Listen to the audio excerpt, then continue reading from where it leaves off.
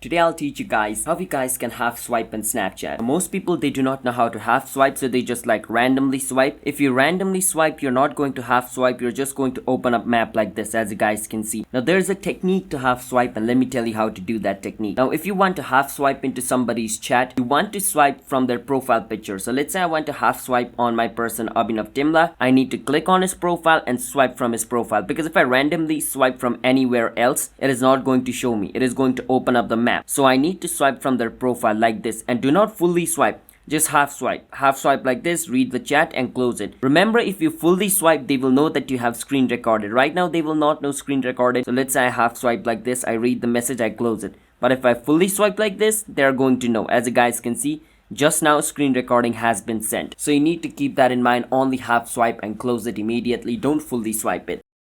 Half swipe on Snapchat. So if you guys found our video helpful, hit the subscribe to our channel How to Guide. I'll see you guys in my next Snapchat video. Until then, have a nice day.